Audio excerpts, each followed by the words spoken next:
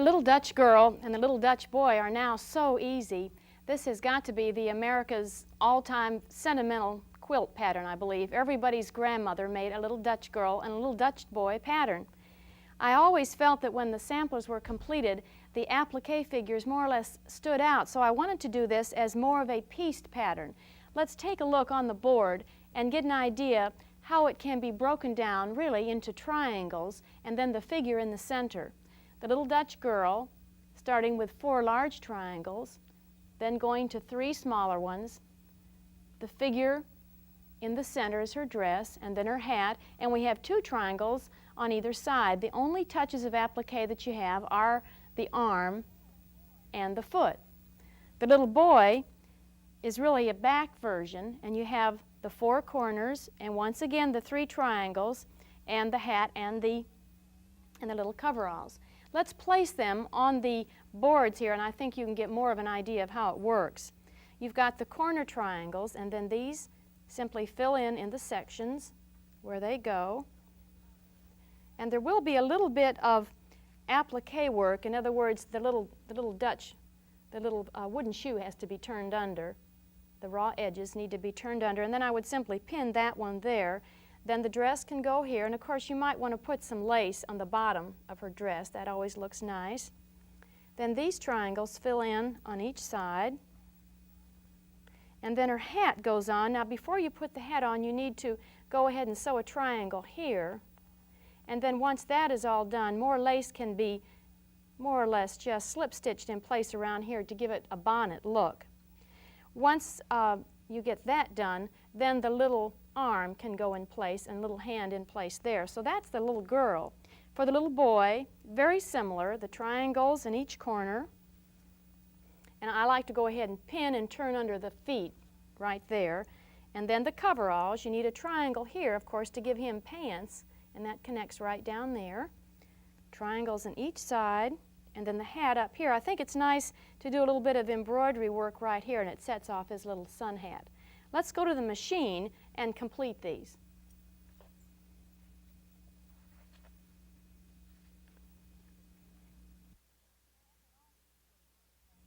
As in all piecework, we're going to start with our smallest pieces first.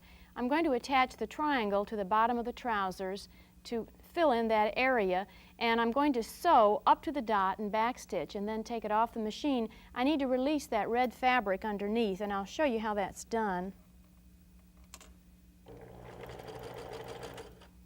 Some people sew over their pins. I don't really care to. Once I've gotten to the dot, backstitch, and then with my sharp scissors, I'm going to just come, and you can just snip right up to that, and that releases it.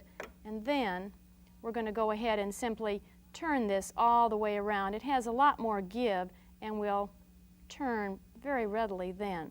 All right, come back. And I like to get that as flat as you can and start right where you backstitched.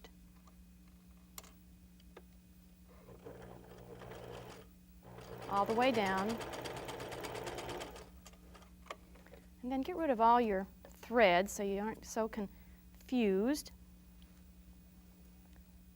And then you're ready to add the rest of your triangles. Let that seam go back and see how nice and flat that rests there. I think that has a nice feeling. Line up this triangle. You want his little shoes right where the, let's see, the same amount of area comes off, and I'm going to pin these in place and then come and put these together. And when you do this, make sure the same amount of dog ear is going to hang off each end. And then line this up so the shoes are actually on the trousers. That makes sense, doesn't it?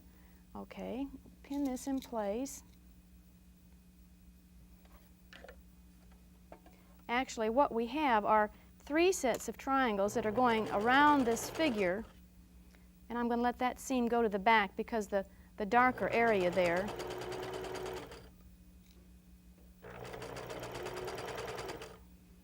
Remember, you can, if you're still not sure of that 1/4 inch seam allowance, you can place some masking tape on the throat plate of your machine. I think that does help and kind of gives you a guide where to go. You have to take the time on these little figures and have the seam allowance already turned under. All right, once that bottom piece is put on, I like to attach the hat. Flip that back and know that later on you're going to you're going to slip stitch the little booties, the little shoes in place.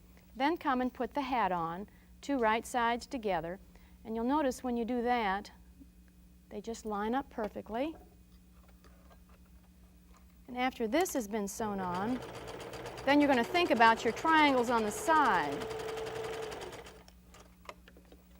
And the little arms, which is actually, you're looking at the back of his shoulders more than anything. That will secure right in there, and just flip that over. And when you line that up, make sure that the little 1/4 inch line there is meeting right at that seam. I'd go ahead and put a pin there, and that will give you an area to reach for. If there's a pin there, then this comes all the way down. Once again, I'm going to let that seam go back to the red, and then take your 1/4 inch. Now when you get up here, as I'm sewing, you see I'm including, I've got to sneak under here and get that pin. Let me find that. I'm going to pull out that pin. You could have basted that little shoulder, that little arm in place if you wanted to. As you're coming up here, I'm going to pivot on the machine. When I get to that area, my needle is right down in that seam. I'm going to come, and you can even peek and check, swing the little hat all the way around, and because this is that obtuse angle that's so nice to pivot, you can just swing that all the way around and line up your raw edges again, and then come down, and you're ready to keep going. Let's peek and hope that we did right. You see, when you come here, see that nice pivot that you get there? And you've already secured. Now I'm going to come over and do the same thing. Let me move this pin back a little bit. Same thing here, and you can start up here this time if you want to, but check and see, where did that seam go? That one was turning up, so let's make sure this one turns up also. Line up your dot right there, put a pin, that gives you an indicator of where to go, and then come back. Now I'm ready to sew again. Now this is so similar to the little girl. You can see the similarity. You've just simply got the trousers here and the bonnet. All right, once you're down, simply going to turn. You have to kind of sneak your fingers in there and make sure that nothing is overlapping, but it's that needle in the fabric that keeps it in place. All the way down. And I've got to remember here, that seam has been sewn up on the other side, so let it do the same thing over here. If it's turned later on when you're quilting, it's going to really bother you. All the way down. Now I think at this point I would go to the ironing board. I think it's really nice. You're lucky if you can keep your iron right close to you when you're doing your piecework. So it really makes it nice. Okay, the next thing to do, I've lost a triangle. The next thing to do would be to sew a triangle here and a triangle here, and then your 4 large triangles will sew in place. And I'd put a little bit of embroidery work here. Let's look at these figures and see how they are completed in a whole baby quilt. I believe the pieced boy becomes a little more visible when you can see him in the actual quilt. What I have done here is to really make a large basic 9 patch by doing 4, 2 of our little girls and 2 of our little boys, and then the center calico picks up one of the triangles in each of the square, so that you have a whole entire star formed, and I of course named this A Star is Born. And to do the stenciling design, I decided on just a star design, which actually came from a cookie cutter, and then can you see the little children holding hands all the way around? I had fun just by taking some contact paper and making the cutting out the paper doll effect with that. And then of course put a calico or a little pastel calico on the back side. I did a whole layette and went ahead and put the blocks in the inside of a wicker basket and even a tote bag. I've got to show you these little people. Not only have our quilts changed over the years, but our dolls have too. This is Irene Graham's A Little Baby Only a Mother Could Love. Isn't that too much? These little people are so sweet. We really don't need to think of baby quilts as only being in pastel. How about a bright yellow? Ann Knipe has done a pillow and a whole quilt in the churn dash design and has lap quilted it with an eyelet border all the way around the outside. Another thing that's nice to think of are all the different checks in the pastel colors. I think that's a nice concept also. Penny Workman is working. She needs to get this back so she can finish it for a friend. This is the grandmother's fan going into a baby quilt for a friend. And while we're thinking of curves, let's turn to the double wedding ring. This was a big undertaking for a class in Landrum, South Carolina, and we had always wanted to do the double wedding ring in lap quilting style, and this was 20 different women's efforts, and I think they really need to be commended. I think it's a good idea to think of when you're making a quilt, go ahead and make either one extra block or 2 or 3 and put them into a wall hanging to maybe go in the same room where your quilt is displayed. This, of course, will go to Ruth Farrar as a permanent reminder of the quilt that everyone worked on. Let's go and see exactly how this entire quilt was drafted. In this instance, we're working on graph paper, and I've got 2 sets of templates here. Let me move these aside so you can get a better view of exactly how it's worked. We're working on a 10-inch square because, of course, it takes 4 of these 10-inch squares together to make your 20-inch block. And in this case, I have put the 2-inch squares in the opposite corners, and then with a compass, now when you want to make your compass longer, just extend that pencil as far as you need it. Of course, you need an extra long pencil for that. But go ahead, and then I have simply swung this pattern around and have made the entire template. Quite often, in the double wedding ring, you think of all these different sections as being different calicos. In this case, we have gone ahead, and we do have more or less a theme going to this quilt. We have alternated the red and the blue designs in the whole ring itself. I'm placing this here. This figure, of course, whenever I have a slash line, that means to be put on the fold. I'm going to go ahead and then place the cloth on top, and I think you'll get a better understanding of exactly how this whole quilt has gone together. So what the girls did was to lap quilt in 20-inch squares, which is kind of a happy medium between our 18-inch and our 24-inch. This, you have a red ring, and then you have your blue ring. Now I'm going to put a couple together on the sewing machine, and I think it will further understand exactly how it goes together.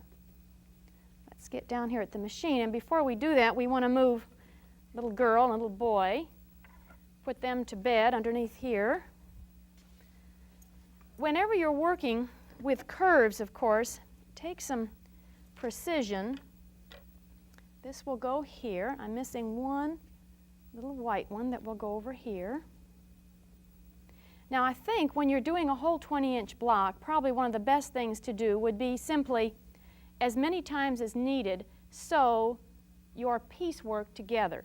I have done partially ahead of time so we can more or less see more of it, but I'm going to go ahead and get this put together.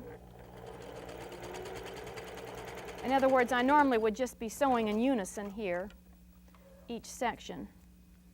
But I want you to have the experience of sewing some curves, much the way we'd be doing in the Drunkard's Path, and you'll get a better understanding, that move there. Sometimes you have to use your lick-em. You have a kind of a built-in system there, and if you lick your fingers, I find I do that quite often, and that kind of gets your fabric together. Same thing here. Once you have formed this ring, line up those raw edges so they're perfectly even. Then, now if you look on the back, you can see how all these seams have been pressed in one direction. I think that makes it nice. Remember, we don't open our seams in piecework. This one comes over here, and you can thumb crease for now, but I think really if you have your iron close by, I would go ahead and press that. Now, in order to set this curve in, what I usually do is fold this and find the midpoint, and sometimes a crease will do, or if you want to feel a little bit better about that, put a pin right there. And then this is going to go into this, and you're going to say, no way. Well, you've got to be very patient, and you have to practice curves more than once. You're going to bring this around, And I'm going to keep the raw edges lined up together and simply swing this, and I know where that midpoint is, has got to meet that middle section on this ring. So I'm going to come here. If it doesn't, I'm going to have to do some easing one way or the other. And you've got to just go very slowly and swing it. Just come around. And you can tell when you get right about down close if you're going to be on target. That's just coming right around perfectly. Okay, and if you have to do any moving around, make sure that needle is in the machine because that's what's going to anchor it. Keep your raw edges lined up together all the way around. And then cut that, get your threads. Pull out your pin. Now, you've got to decide which way. See how nicely that's going to just fall into place? Pressing will bring that down a little bit more. That swings into that, and then this one goes here. Let's do one more. I think it's good practice. We can see. Let's go ahead. Normally, if one works, the second one's going to work too. When we finished this entire quilt, I had received a letter in the mail of a viewer who was really anxious to have a double wedding ring quilt. So I went back to this Landrum class and proposed that they would make another one, and they wouldn't do it. So I don't want to kid you. This quilt does take a lot of time, and it does take a lot of effort. I think it's well worth it when it's finished. And there is another suggestion I do have. If you don't want to put this much piecework in your whole quilt, this ring that has been pieced, you could go ahead and cut one entire piece out of that. I'll show you what I had in mind. All right, once that has been sewn together, pull out your pin, and once again, that section is going to fit into that. Now I have one already sewn. You see how this is sewn here? Then this red ring is going to sew to that. Let's see. Wait a minute, I'm sorry. I've done it wrong. This will go here. Let's put it over here so we can get a better view. That will go here. Then the white, the muslin, goes against the blue. Is that more visual there? I think you can understand that better. Now the thing that's left to do over here is the yellow will sew to the red, and the yellow will sew to the red over here. Now your next step is to sew this section together. Then this section will sew here, and this will sew here. Then this whole section will simply swing into here, and that is how that will go together. This would be your other option. You'll have this template also so that you could go ahead and simply have an entire ring there and an entire red ring there. Do you understand? Without having your piecework. But this, of course, does make a nice scrap quilt. Now, when you come over here, you have to do some pinning here. That's your midpoint. You know that's going to go right there. And then this would swing all the way around. You've got to meet your yellow with your blue, and go ahead and put a pin there. This will stabilize. And then, once again, if you know the midpoint here, that's your middle section, and it would simply swing around. So that would swing all the way into that section, forming your ring. Now, we wanted to complete this quilt with an entire scallop border, and I'll give you an idea of how we did that. Quite often on quilts that are lap quilted, you see borders and things that are added afterwards. Well, really, they're any which way you can add them. They could be scalloped, they could have points, and they could be just straight bands. In this case, we went ahead and measured that distance, and we knew it was 20 inches, and we simply drafted, using a compass again, the depth of the scallop that we wanted. And of course, then we sewed a long scallop border, and we even went ahead, I don't know if you noticed, on the double wedding ring quilt, we had used a heart, a cookie cutter again.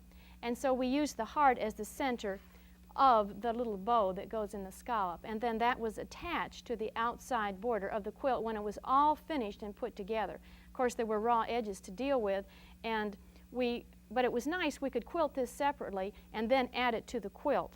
So that worked out very nice. Let's switch from curves to diamonds.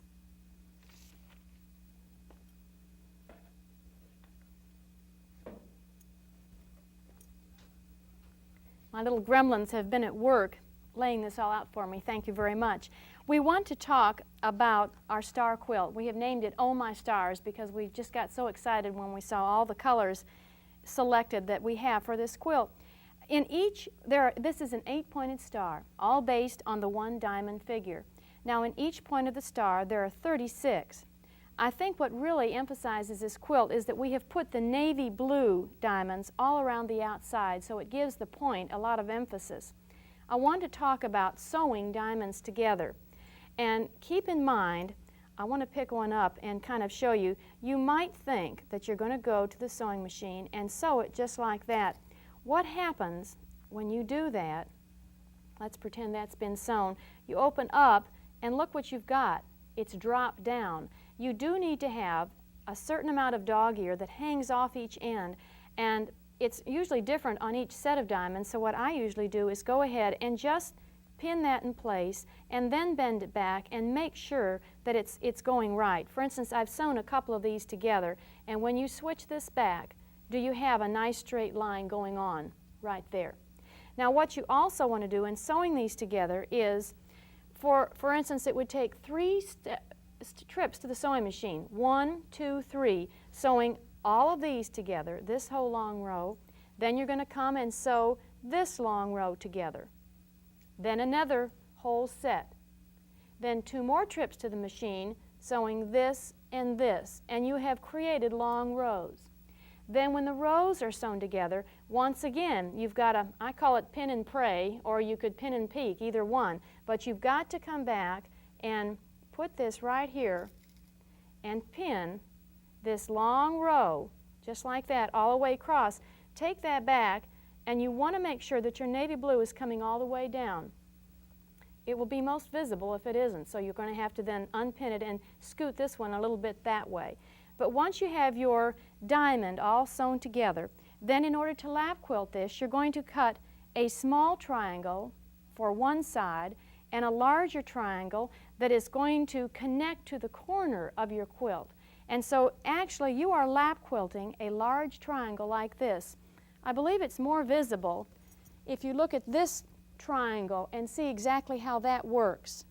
Now we have gone ahead and sewn 2 together in our lap quilting method. These are all quilted, and you can barely see the seam on the back because it's that flat lapped seam, and on inside you can see that we have connected our diamonds, and oh, it's looking real good. We've got this connected here and here. You want those to meet.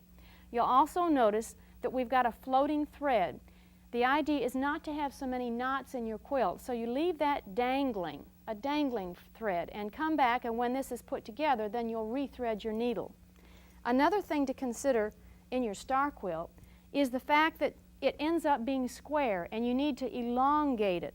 And what we have done on this section is on each opposite end, we have gone ahead and done a long panel, a rectangular panel at each end, still based on our same diamond. And it works out nice. There are 6 blocks all the way across the bottom, and that just works very smooth.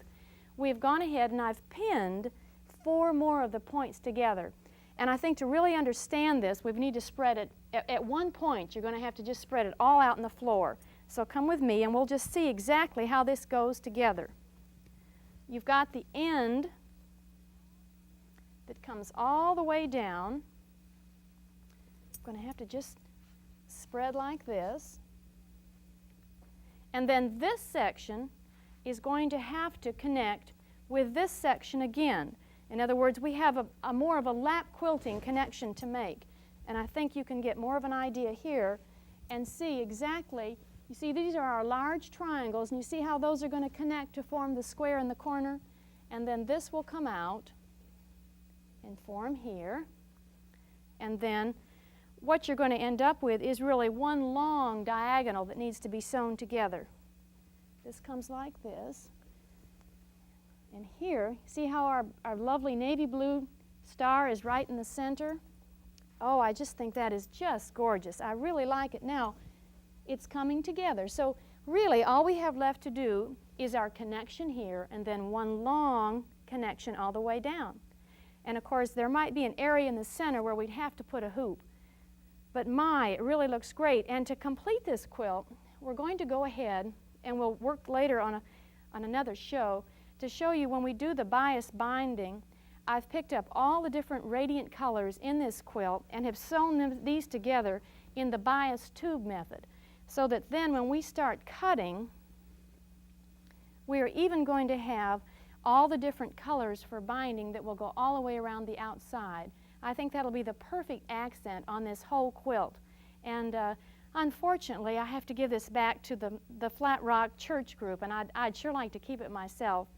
On our next show, we're going to be talking about stencil patterns and how to use different border effects for quilting and still lap quilting. So I hope you've enjoyed Oh My Stars and just think how so easy it really was.